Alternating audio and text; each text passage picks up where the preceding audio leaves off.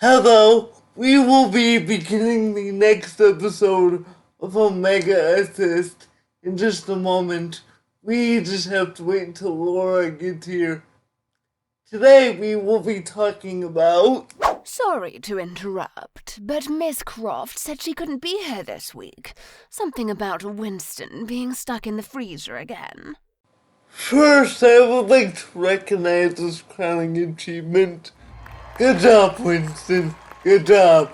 We love you.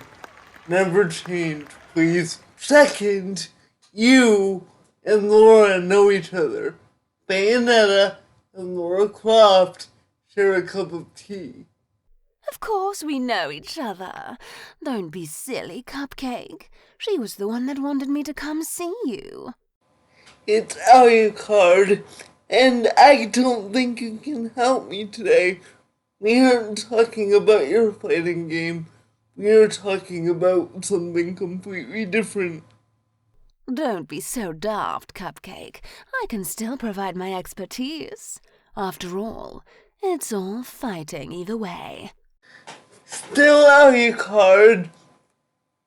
And whatever you say, Bayonetta, whatever you say.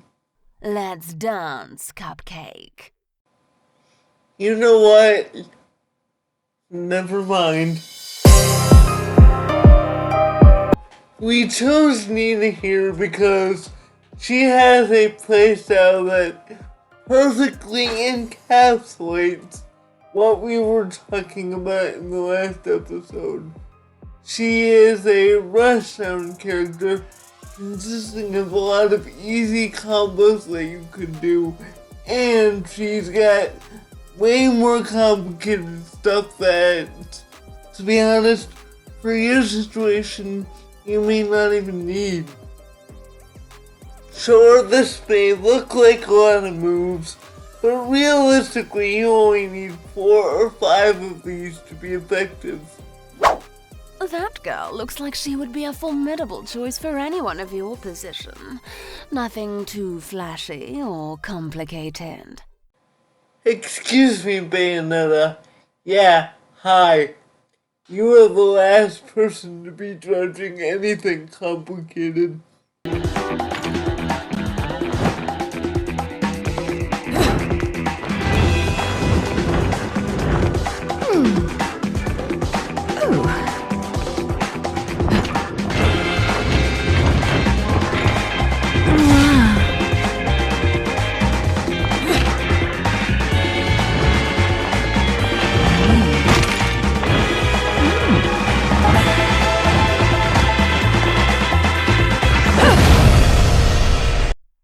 Hey, that's just how being a witch works. Can't throw a party without a little confetti, right?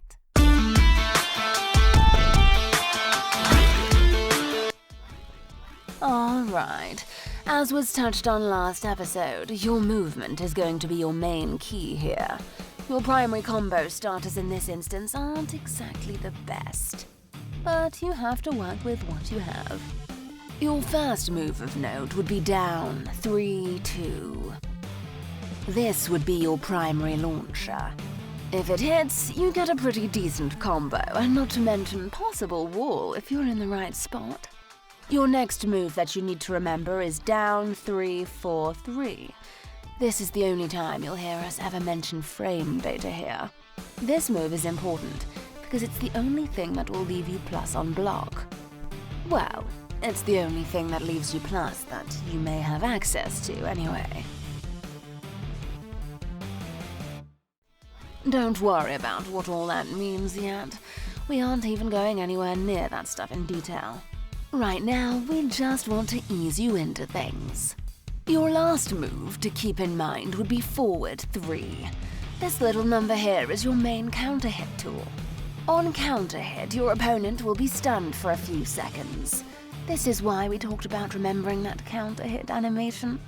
The quicker you see the counter, the better you can confirm.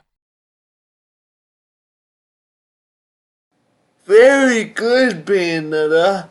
I'm impressed. See? I know what I'm doing. Actually, this was kind of fun. I could fancy some games after this. Well, Before you play, there is one more thing we need to cover.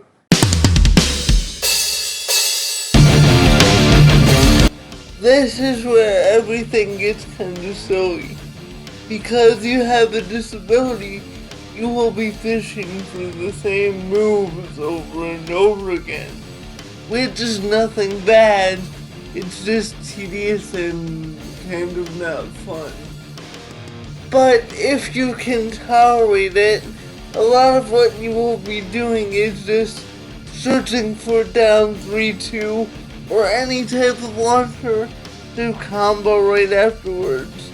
There's no skill behind that. It's just searching for a launcher and hoping for the best.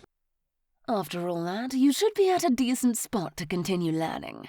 There's going to be things you can't do, but as always, the goal of the series is to give you tools for you to do well, whilst being accommodating to your situation. Well said. Although I do have to ask, will you be coming back for the next project? That depends. Would you like me back, Cupcake? I'll get back to you on that. In the meantime, take us out. Please remember to like and subscribe. We've had a whole lot of fun doing these videos for you.